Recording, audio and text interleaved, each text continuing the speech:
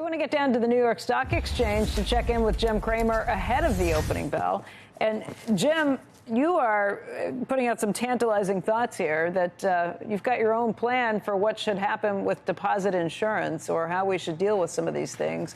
I guess the question is, if you look at the bank stocks right now, the regional banks, they're up across the board. First Republic by the most, but all of them, after a pretty good day yesterday for most of the rest of the banks, regional banks and the big banks, with the exception of First Republic yesterday. But already it looks like there's a little bit of calm. What do you think the real answer is? Well, I think you can tease. The regulators must have seen something which indicated that there's more than First Republic being in trouble. Maybe there's just a lot of deposits coming out of all of those. So they've got to protect every one of them. Because if it's just First Republic, there's lots they could do to save it or to close it and have it be bought by somebody else.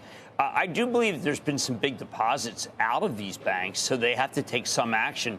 But the action is so positive for the stock market that I think people are trying to catch up. They were negative today, negative Friday. Now they come in and everything that they were selling, they got to buy back. All of those banks that are featured are still way low. So I think there's a lot of people just saying, okay, look, I'll take my chances that the crisis is over. Or the expectation that the federal government is going to do something more to insure all deposits, although we keep going back and forth about whether they even can, whether the government has the authority to do that without congressional approval. You've got the Freedom Caucus out there, 45 members in the House, saying there's no way that they have the authority to do this explicitly or implicitly. Well, what are they going to do, sue them?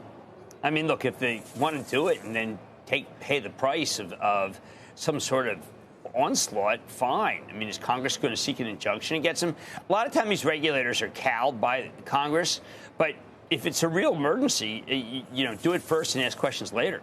And I think all of them know that. If they're going to sit there and be cowed by Congress, they're never going to get anything done. One of the things that's happened every time you speak to anyone in the business is say, look, if it goes to Congress, we're all sunk. And so therefore, I think they got to do it before they go to Congress and then pay the price. Overall, looking at yields right now, too, that two-year note at this point back above 4.13%. I mean, we were talking about this. Yeah, well, look, I think that's a sign that maybe people feel that everything's under control. There's no flight to quality. Look, we got to see. I mean, if one of the things we know about First Republic is that it keeps causing it fools you. Goes up a little, then goes down a little, ends day lower. I don't know. Let's watch and see what happens. I'm watching New York Community Bank, which was able to use Signature as a way to be able to broaden its deposit base. Very, very positive reaction there on that. It shows you that there are banks, if they buy other banks, do quite well. Okay. Jim, thank you. We'll see you in just a few minutes. Thank you.